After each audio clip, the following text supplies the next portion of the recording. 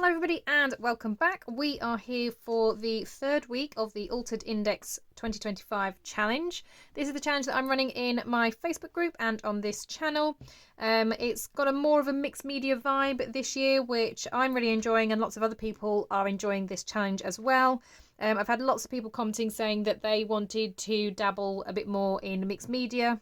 So I've been excited for this challenge to be able to actually have a play. Now, as I've said a few times, I create these challenges more for me than anybody else because I want to practice my mixed media skills. I am by no means an expert, as you would have seen in previous videos, but I enjoy doing it and I enjoy the experimenting. So I am really excited by the different challenges and limiting myself to just one prompt. So last year I gave away 3 prompts. This year I'm only doing 1 prompt because I think it allows then for a bit more flexibility on the style and colour scheme that each person prefers to use.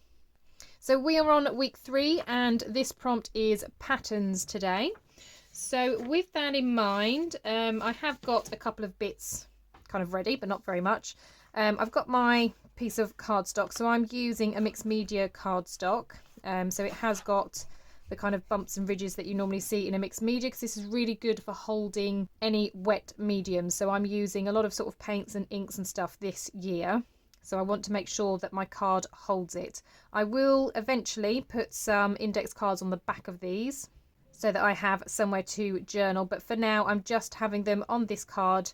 And these are 4 inches by 5.5, so that's the size I've cut them down to. I've also changed my orientation. I'm having them portrait. Last year I had them landscape, so I thought I'd change my orientation for this year. You absolutely don't have to do them on index cards. I'm only altering index cards because I have a lot of them, so I'm using them as journaling cards. So as I said, once I've done all of these, I will put journaling cards on the back, so I've got somewhere to actually write. But I know last year and some people even this year have been using art journals, so that's absolutely fine. Some people are doing it on tags, some people are doing them on the Rolodex cards. Whatever you have, it's entirely up to you. So with this week's theme being patterns, I have dug out a few different things. So I've got some stencils ready. So I've got this stripy one. This is actually the punched holes where this paper was kind of bound into its book when I bought it. So like I said, I've trimmed all these papers down, so I still have this. So I'm going to use this in my design somewhere to create a pattern. I had a little bit of scrap of old book page, so I have embossed that with a pretty pattern, and this is going to be my focal point actually. And then I just have a few different background stamps. So I've gone for more circles, so I'm hoping there's a bit of a contrast. So I've got my stripes and then I've got my circles. So I've got some big wider circles here, just a stamp in the background. I've got this which makes the little dotted pattern, and then I do have a flower. I'm not sure if I'm going to use it, but again I was thinking circular shape, it might still go. And I have got a flower pattern on this, which is why I was kind of linking that. So yeah, so let's get started and start adding some colour. I'm going to bring in my stamping block, which is what I used last time. So I'm going to start with a lighter colour in the background. I'm just trying to decide. I think Bundled Sage is probably the lightest out of the greens that I've got, and I'm going green. I do love green. It's actually my favourite colour. But I haven't done green yet. I did a kind of bluish colour in the first week. Last week was more of a purple, so I thought I'd do some green this week.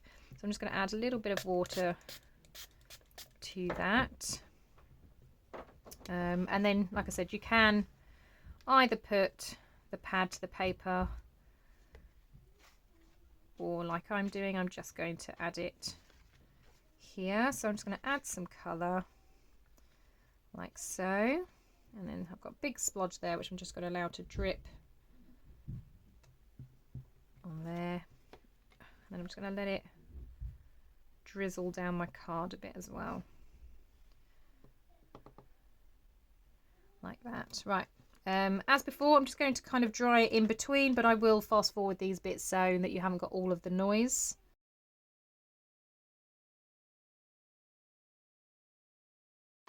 Okay, so that's looking pretty good already. I am going to add a little bit more.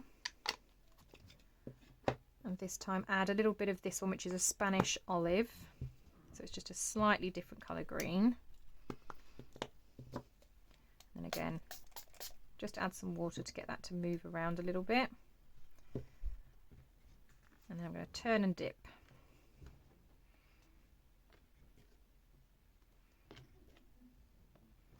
Okay, so it looks a little bit like that.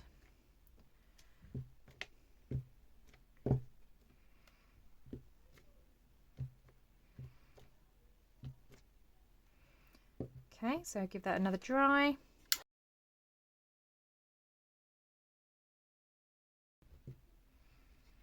Right, okay, let's have a think what way up we want this. I think I probably will have it still this way up. I'm just going to give this a dry.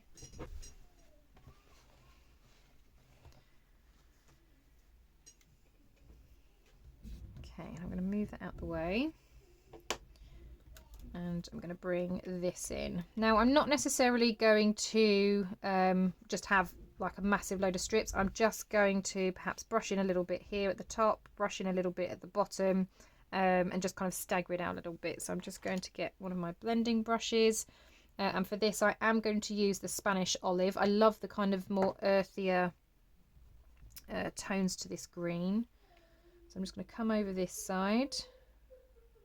Like I said, just add it a little bit to the side here, over the top of that inking.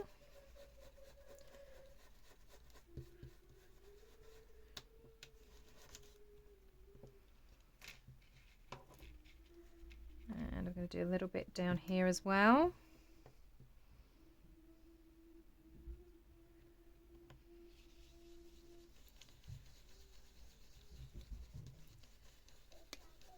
Now when you're adding colour, you don't necessarily have to cover all of the white. I know some people have, that's fine if you do, but it's not necessary. You don't feel like you have to get rid of any and all white space.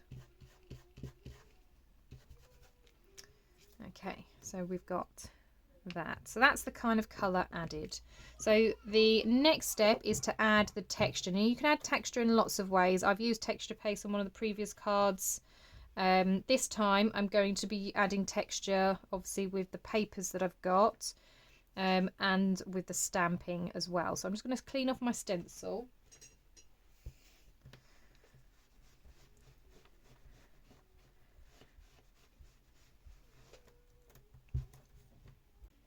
And then we can start using some of these stamps. So I'm going to start with the larger one first. And this is kind of going to go behind my focal point. So I think I'm going to have my focal point possibly down the bottom in this corner. I think only because I've got that straight edge there. That's the only reason that's making me kind of draw to this side. I mean, I could have it that side, couldn't I? Yeah, actually I'm going to have it down in this bottom corner. I'm going to go for that. Now this is a rubber stamp, but it isn't sticky on the back, so it doesn't work on one of these. I'm just going to have to press it in with my hands. I'm going to use the darkest green I've got, which is Forest Moss. So I'm just going to dab that on there.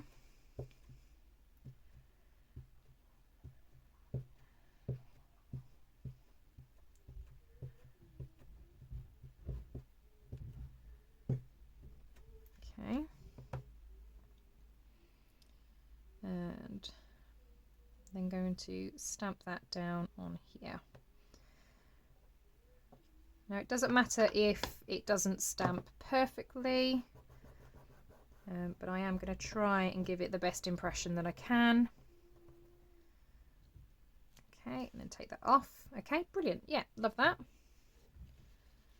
So I'm just going to rub that off a little bit. I think I might just pop a little bit up in that corner. A bit lighter, that's it.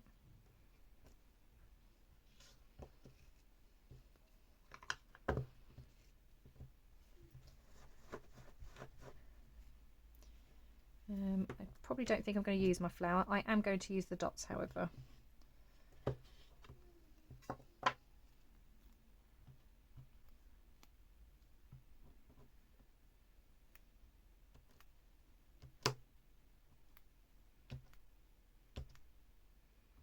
This is quite a nice one, actually. It looks a little bit like splatters, which, as we've learnt from the first video, I'm useless at splatters, so this is probably a good idea. Oh, quite like this. Right, so that's those stamps done. So I was also thinking of creating something with this.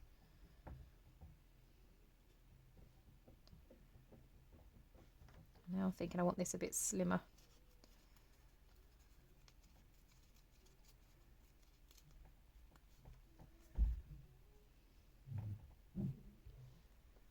Maybe something like that. And then I think I want some of this. Maybe not many. If we maybe just go with 3 squares. I'm going to tear the top as well though.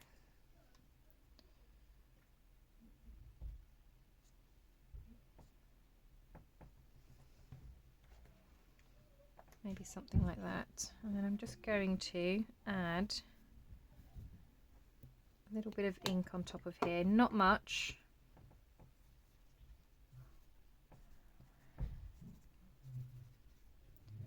I think I'm going to add each of the greens on there.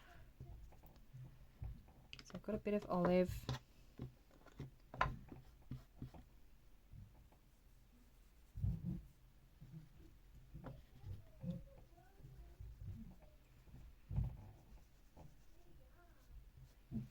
It just helps pick up that design as well a little bit.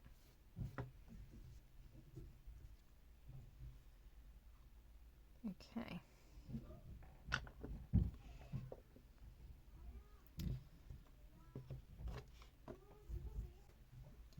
Right, with the darkest one, I'm just going to go around the edge of this, just to help make it stand out a little bit more.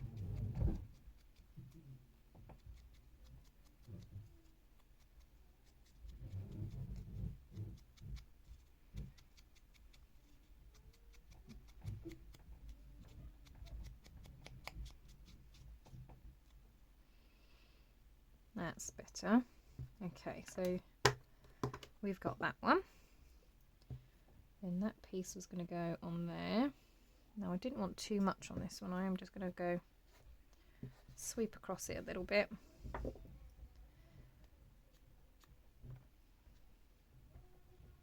Since we've got circles, maybe just do a couple of dots with the circle dabber, and that can go on there.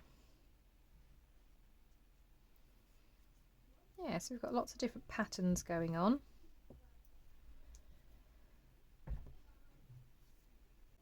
And I like the fact that we've got straight lines and we've got circles. I've got obviously my straight lines in here as well. So I think that comes together quite nicely. So that's going to go there, and then obviously I need a sentiment as well. So let's, just thinking if I want something else as part of my focal point. I kind of feel like it's missing something, because there's something about the rule of 3, isn't there? So I've got 2 pieces, so I need something else. Okay, so I'm thinking about perhaps putting some lace underneath, just to kind of help break it up a little bit.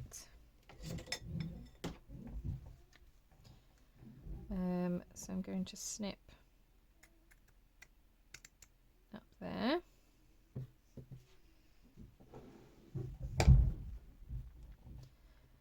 And then add that behind. I do apologise if you can hear lots of creaking and noises and banging. My daughter is in the shower and she likes to just slide backwards and forwards. Now, do I want it like that, or do I want it that way?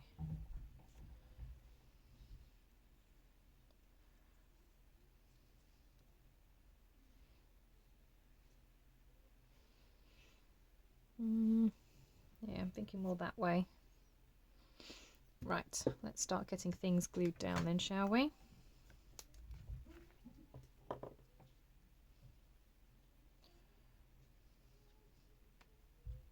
Ooh, got a lot of glue around that tip.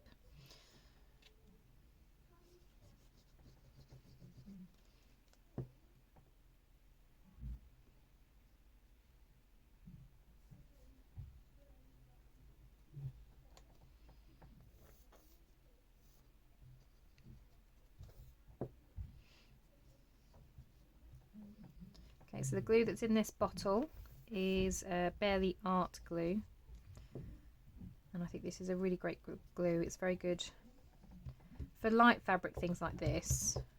It's good. It's got quite a fast grab, which is obviously very good. It dries clear, so if you get any ooze, that doesn't matter either.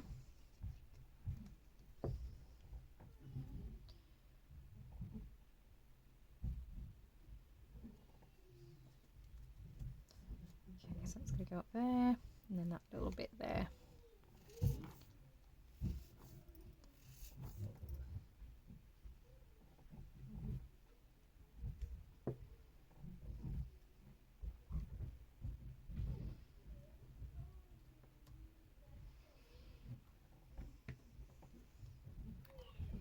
Okay, so then it's just going to come down to the sentiment for today. And again, I'm actually going to be using this book that I pulled out last time. So I can't actually remember where I've got this book from. I'm sure you can get them on Amazon and such places. But they've got all different sentiments in. I think even Tim Holtz has a book, doesn't he? Or but I think they sort of have these rings at the top. But yeah, you can get all sorts of different sentiment ones. I really liked this one because it comes in different fonts and you also get different colours. So I think last time I used one that had a gold foiling on, but I like the fact they've got different colours as well. At the front you get them all different ones in black, then you get them in white, and then it has different sections with different colours. So we've got different greens and yellows there. You've then got blues and purples, and you've got the more neutral colours. Now I was going to use neutral, but obviously now that I've used green in here, I'm not sure whether to change to a green, or is that going to be too much green? Is that green overkill? Let's have a look. What was I going for? Right, I think I'm going to go with this one. Find joy in unexpected moments. Because, well, doing this, I'm finding joy, so that's pretty cool. So I think I'm going to have that sentiment. And I'm going to cut it into 3 pieces, I think. Okay, so we're going to go find joy and snip it there. I'm going to have it slightly overlapping.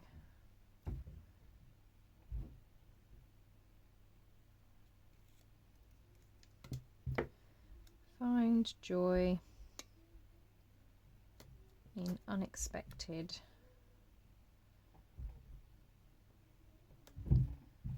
moments. Okay, so it looks like that. So that is my card number 3. So it was patterns was the prompt. So I've got different patterns going on. I've got the patterns from the embossed paper. I've got obviously the smushing that I did with the inks. I've also stenciled on some stripes. I've got the kind of squared effect obviously from this paper. I've got the pattern in the lace, and I've obviously got my stamping on there as well. So lots of different patterns going on. Thank you very much for joining me today. I really hope that you have found some inspiration here.